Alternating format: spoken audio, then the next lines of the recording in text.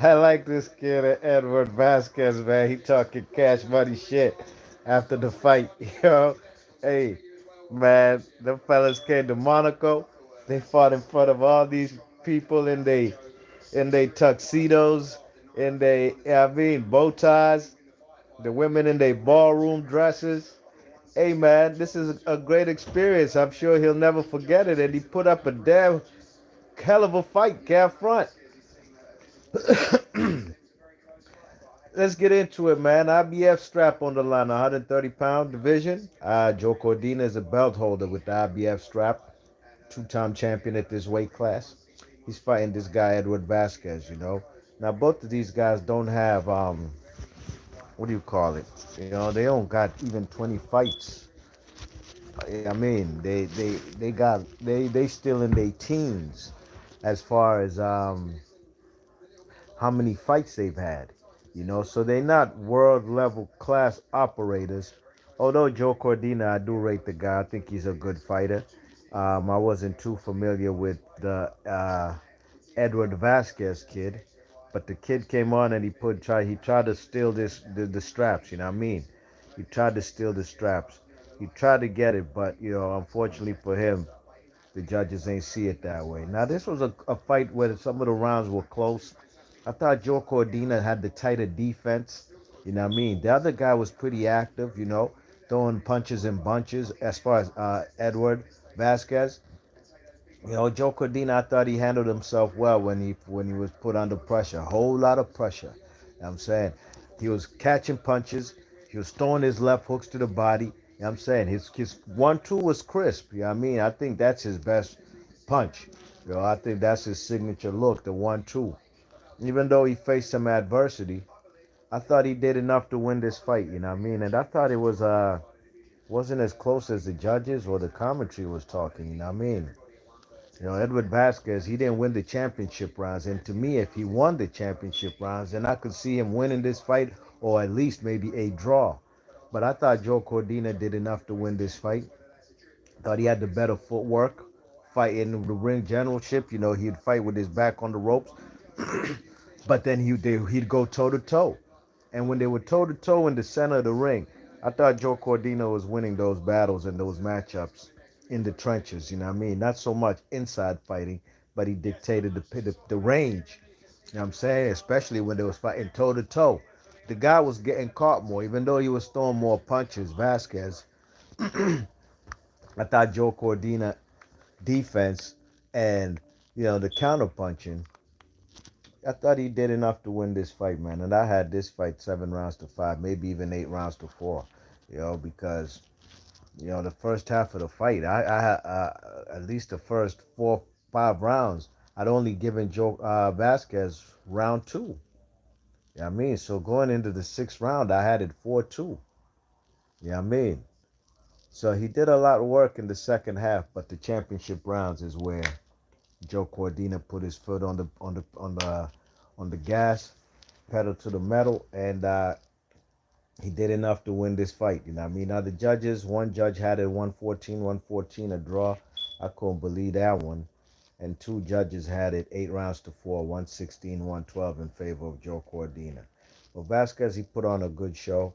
The rounds that I thought that the man, what's his name, won. Joe Cordina, especially early, and then especially even the 11th and the 12th. He had the tight defense, the ring generalship. The defense to me was making the man miss and making him pay and not running. He could have had plenty of opportunities to run, to do up Oscar De La Hoya versus what's his name, Felix Trinidad. You know what I mean? You commanded, you boxing well the first 9 rounds, then you run. But he ain't do that, and I gotta give it up to him.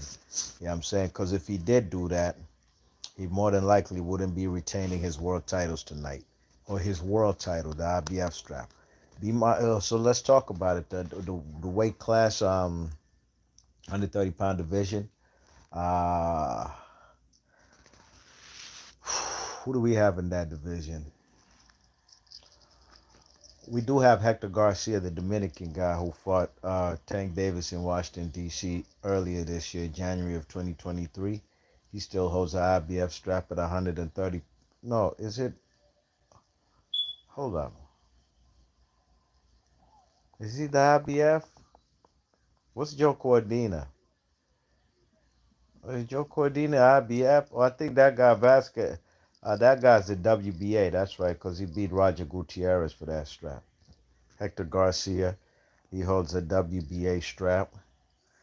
Uh, and then we got Navarrete, who did a fucking, who put on a show with a messed up hand versus, what's that guy, man? What's the guy that Shakur Stevenson beat in the unification?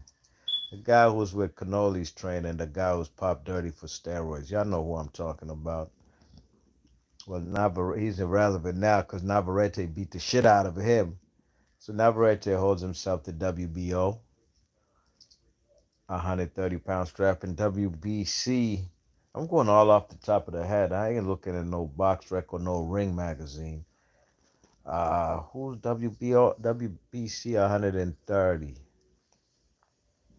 Who got that strap? Oh yeah, my man. He fought last weekend. Kid from Texas. I covered his fight. Check it out, my video, and a great fight. Oshaki Foster went down there to Mexico, I believe Cancun, and stopped his opponent, a Mexican guy, in the 12th round. It was incredible, remarkable, amazing. I enjoyed that fight. So those are the title holders in this weight class. You know, Shaki Foster's fought on the zone. Hector Garcia is on PBC. We'll see where PBC finds a home for 2024 because they no longer with Showtime Sports is no longer a thing going into 2024. They're cutting all ties with their sporting events and just sports period. I wonder what Kevin Garnett and Paul Pierce and all the smoke. I doubt Showtime retains them because they cutting off the Showtime Sports. But anyways, um, Navarrete fights on ESPN. You know what I mean? So the quickest unification to be made would be Joe Cordina and Oshaki Foster, and they fought 1 week apart. So I would hope that's what they would be trying to build up for next. You know, Be March Boxing. You know my mantra for this channel for all boxers, and if boxers follow this blueprint and if they're successful, it would only lead them to the Hall of Fame. You know, I would like fighters to fight at least 3 times a year. One voluntary, one, especially if you're a champion, one voluntary, one mandatory, and one unification. You do those 3 in a year, every year in your boxing career, man. Well, and especially if you're successful, winning, even if you take a loss here and there, you might do a rematch, you win it, or might have a trilogy. Then you're carving yourself a lane to go to the Hall of Fame. But these new boxers these days, they fight once a year. And it's a damn shame. Be Marsh Box, leave your thoughts and comments. Let me know what y'all thought about this Joe Cordina fight. Leave your thoughts and comments. If you're new to the channel, please share and subscribe. Hit the thumbs up if you like the content. And I'll see y'all on the next one. I'm out of here. Gone.